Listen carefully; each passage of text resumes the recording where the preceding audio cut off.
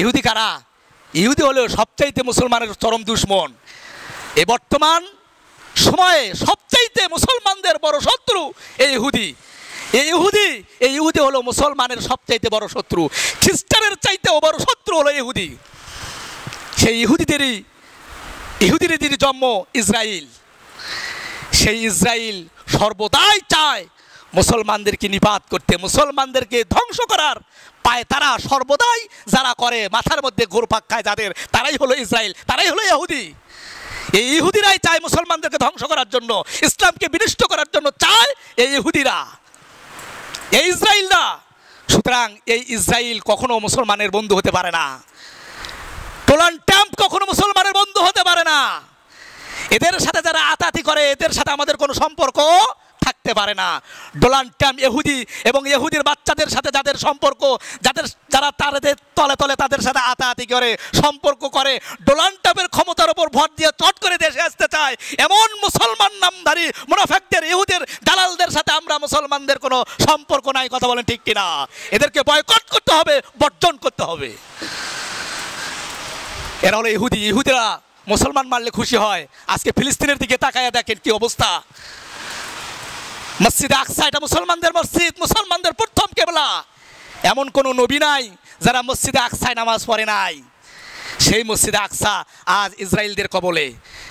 যে কোনো মূল্যেই হোক ইসরায়েলের কবল থেকে আমাদের মসজিদে আকসা, আমাদের মাতৃ মসজিদ, আমাদেরকে মুক্ত করতেই হবে। এই নিয়াত, এই জিহাদের তামান্না আমাদের প্রত্যেকের অন্তরে থাকা ওয়াজিব। ইসরায়েলদের সাথে জিহাদ করবো কেমনে? ইহুদিদের সাথে জিহাদ করবো কেমনে? যাইতে তো পারতেছি না, কিন্তু জিহাদের তামান্না অন্তরে রাখা চাই যদি ইমানদার হই, মুসলমান হই। গত মসজিদেও বলেছিলাম জিহাদ করার কয়েকটি মাধ্যম রয়েছে তাদের সাথে। 1 নম্বর, ইহুদি ইসরায়েলদেরকে অন্তর থেকে ঘৃণা করব। 1 নম্বর জিহাদ, তাদেরকে অন্তর থেকে বয়কট করব, অন্তর থেকে তাদেরকে ঘৃণা করব, তাদের সাথে যাদের সম্পর্ক তাদেরকেও ঘৃণা করব। যারা ডোনাল্ড ট্রাম্পের ক্ষমতা দিয়ে বাহাদুরি দেখাইতে চায়, মিছিল দেয়, মুসলমানদের দেশে মুসলমানদের রক্ত নিয়ে খেলবে ইহুদি গোষ্ঠীরা, আর মুসলমানদের দেশে থেকে তালি দেবে যারা, তাদের সাথেও আমরা অন্তর থেকে ঘৃণা রাখবো। এটা হলো ইহুদিদের সাথে যুদ্ধের এক মাত্রা। এরপর আরেকটি মাত্রা হলো যার যেখান থেকে অবস্থান রয়েছে সেখান থেকে প্রতিবাদ করা।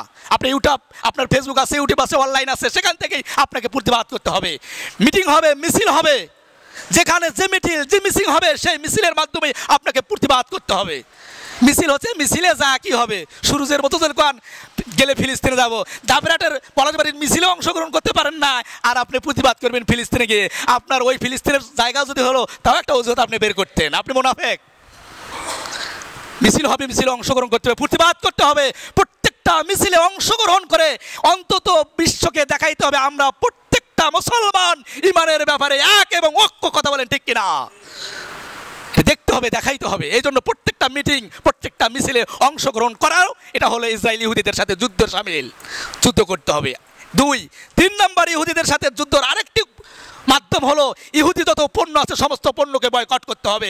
কারণ ইহুদি পণ্য এখান থেকে তারা মোটা অঙ্কের ব্যালেন্স করে।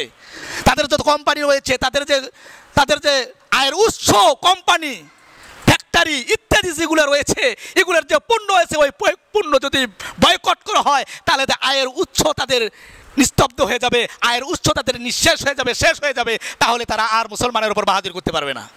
এই জন্য ইহুদি যত পণ্য রয়েছে সমস্ত পণ্যকে আমি, আমার পরিবার, সকলকেই বয়কট করতে হবে, বর্জন করতে হবে। এটা হলো 3য় পর্যায়ের আরেকটা ইহুদিদের সাথে যুদ্ধের সামিল। 4 নম্বর আরেকটা হবে, সেটা হলো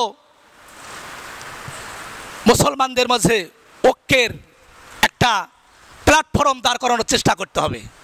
আজকে মুসলমানদের মধ্যে ঐক্য না থাকার কারণে, ভেদাভেদ থাকার কারণে আজকে আমাদের উপর তারা এভাবে, আমাদের ওপর ঘাড়ের ওপর কুড়াল রেখে আমাদের মাথার ওপর চড়ে তারা আঙ্গুল চষে। এই জন্য আমাদেরকে ঐক্যের একটা প্ল্যাটফর্মে আসতে হবে।